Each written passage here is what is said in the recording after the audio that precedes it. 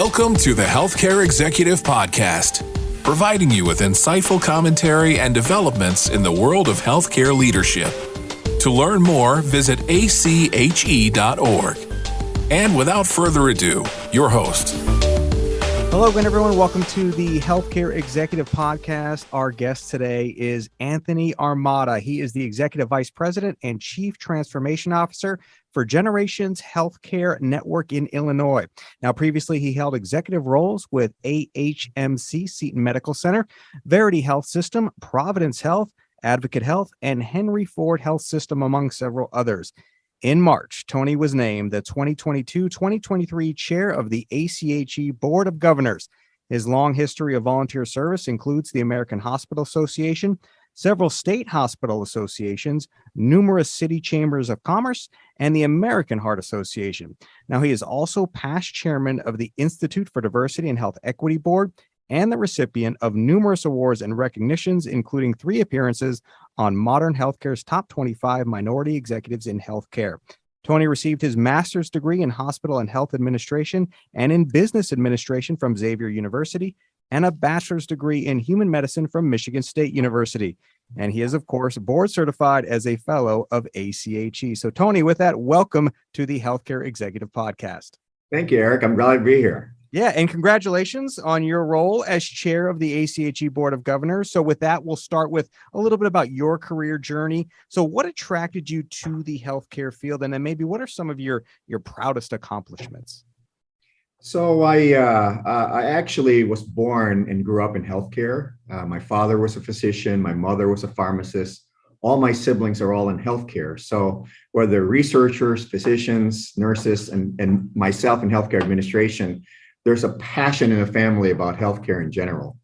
So I did my undergrad to achieve a BS in human medicine and medical technology, and actually started out in healthcare as a midnight shift medical technologist. I wanted to acquire higher education, and it was pivotal to choose the clinical path or be in a path of servant leadership and pursue healthcare management.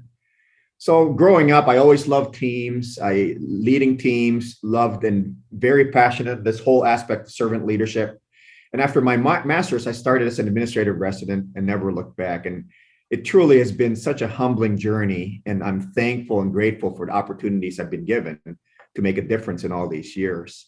My proudest accomplishments, one of the things that's important and I'm very passionate about is advancing diversity, equity, and inclusion. So in the mid-2000s, there was actually an ACHE survey that basically said that the Asian Americans were the cohort that least took advantage of coaching and mentoring. And to that regard, several of us in the Asian healthcare leader community created what's Asian Healthcare Leaders Association back then, which is now the Asian Healthcare Leaders Community as part of the ACHE.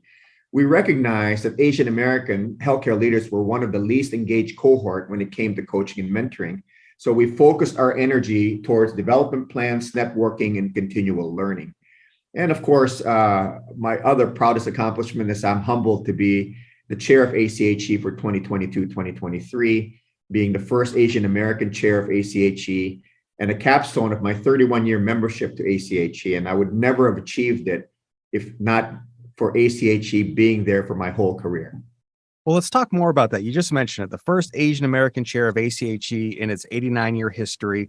And you talked about some of those experiences and some of the innovations. So from your experience and what you hear from some of your colleagues, what are some of the biggest barriers to Asian Americans and other diverse leaders moving into senior level C-suite management positions?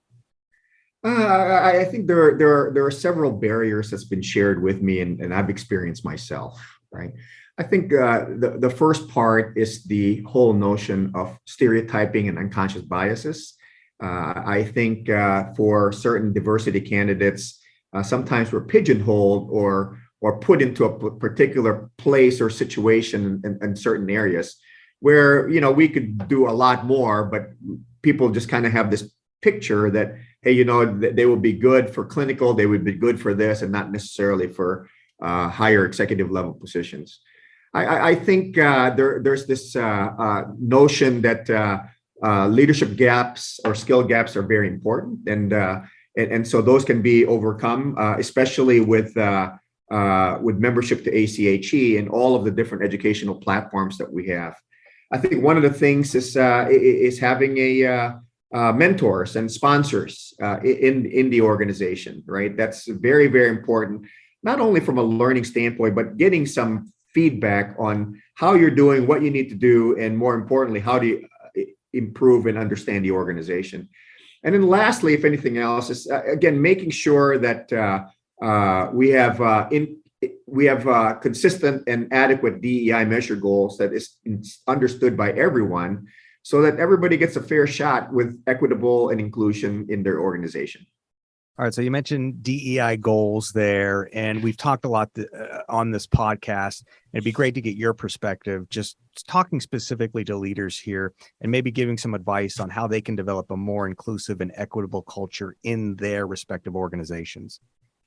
Well, yeah, I think the biggest thing for anything relative to inclusive and equitable cultures is really being able to understand the why and make sure that that is discovered and aligned within the organization. The why should be clearly articulated and consistent with the organization's purpose and mission, right? Whether it's optimizing customer experience or understanding underserved market segments or improving key performance. There are several things that can be helpful, whether it's really a thorough showing of commitment to diversity, equity, and inclusion. It's also important that we promote a culture of respect and inclusion in your organization. There's a lot of barriers in organizations, as you can imagine. So examining and breaking down those barriers, understanding, talking to the population, talking to different segments, making sure that through that conversation and through those learnings, you modify policies and practices so that it's more consistent with the why and becoming more equitable and inclusive.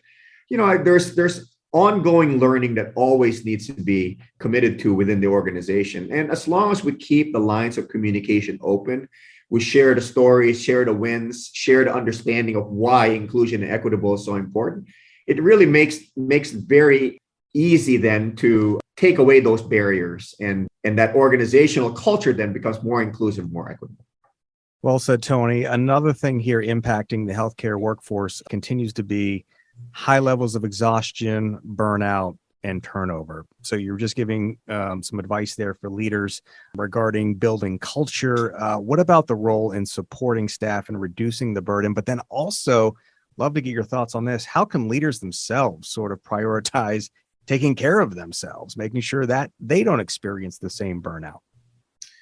Well, so these days, it is a very, very difficult environment. Mm-hmm. Coming from post-COVID, understanding all of the different pieces that are affecting leaders, it's really very, very important that that leaders are taking care of themselves, right? I said that in my speech when I took over as chairman, that this whole notion of health and wellness is very, very important for leaders. We all are leaders because we have been given a chance to actually perform as leaders in our fields. Most of the time, though, we lead, but not necessarily by example when it comes to our health and wellness, right? And I can't stress enough this whole notion of well-being, and stressing the point that you have to take care of yourself before you're going to be able to take care of others. How does that occur? Whether it's diet, whether it's sleep, whether it's talking to someone and bouncing off different ideas or different problems to a solution, so you're a lot less stressful relative to situations at hand. I would say that for everybody, we are never alone in dealing with what we're dealing with in healthcare as leaders. And therefore, be well, be safe, talk to people, listen to people, but more importantly, encourage your heart and lead with your heart in order to provide that empathy and compassion to those we serve. And here we are where, we're bouncing ideas off each other right now. And one of the ones, I want to pick your brain a little bit on where we're talking about recruiting. What advice, and especially here as we're leading through the recovery from COVID-19 here, what advice do you have for executives that are trying to recruit new talent into healthcare leadership? Well, clearly, there's no substitute for cultural fit within recruiting talent for leadership. I think organizations need to stress that they are very committed to growth and development of their leaders. And I also think that organizations should be emphasizing, as I said before, work-life balance in their organization. The recruitment and retention strategies are more important than ever right now, and both of them, not just recruitment but also retention. And I think there's a lot of excellent candidates and a lot of talent out there. Why are they going to work for you? Because you're the best place to work and practice. So on the other side of that coin, then, what advice do you have for the emerging healthcare leaders at this critical time in their field? So I reflected back, and as I reflect back on that question, I refer back to a book I read that basically talked about 4 agreements, right? So my message is this: number one, be impeccable with your word, right? Your words matter as a leader, and every word counts. And so how you message, how you talk to people, how you empathize, how you communicate is very, very important because your word matters. The second thing is, don't take these things personal, right? It's not personal. We have work to do as leaders, and we need to make sure that we're taking care of ourselves and taking care of others, right? We need to understand the situations. We need to deal with the work at hand, but there's nothing personal in anything we do, or at least you shouldn't be taking things personal, right? Because you don't have control in a lot of the different things that is happening, not just the limited control that you have, but a lot of the other things that you're out of control. Third thing is, don't make any assumptions, right? Make sure you really are understanding the issues that you're dealing with, and talk to people, learn from people. Don't make any assumptions, and be very, very precise in terms of exactly what you need to do to get the work done. And the last thing is, always do your best, right? Because if you're always doing your best, and who can fault you, right? If there's any vulnerability in what we do, it's because, sometimes we're not at our best, or sometimes there's things that didn't come our way, right? But you got to look at yourself and say, did I do my best? And if you always do your best, you cannot look at yourself and say, you know what, I screwed up, or it was a bad thing. Because at the end of the day, we're not perfect. There's failures. There's things that we can learn from. And you know what? You get up, you move up, and you do your best all over again. And of course, I always then end with, and take care of yourself first so that you can take care of others. Tony, great advice. Let's close here with kind of one final thought and a couple of questions. We mentioned in the beginning of the podcast that you are ACHE's chair here in 2022. So what are some of the issues that you are committed to addressing during the rest of your term? And I guess then, what has energized you the most? What are you most hopeful about when it comes to the healthcare field? Well, I think one of the things, of course, as I started earlier, is I'm really, really excited about our work in DEI and the advancement of that journey.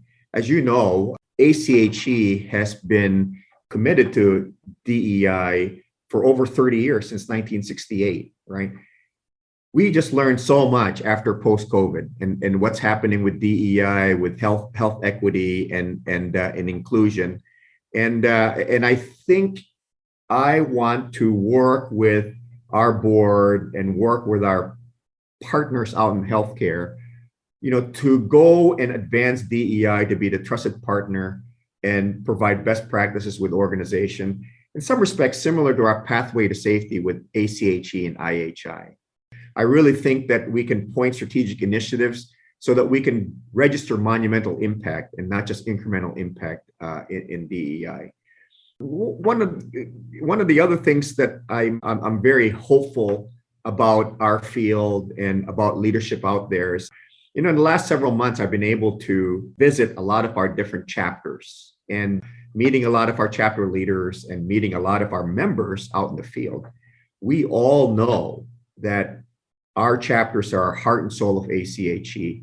And I'm very, very encouraged with the talent, with the commitment, with the passion of the leaders that I've met through these chapter leaders and chapter visitations. And I will tell you, you know what? I mean, we have a platform at ACHE to be the preeminent association to make our members great, right? And at the same time, I've seen and met a lot of our members out there. And so we are going to be in good hands for many years to come. And I'm just so excited to be part of ACHE. I'm excited for the wonderful things that ACHE is doing, whether it's our education platform or our networking or the different classes and faculty that we have.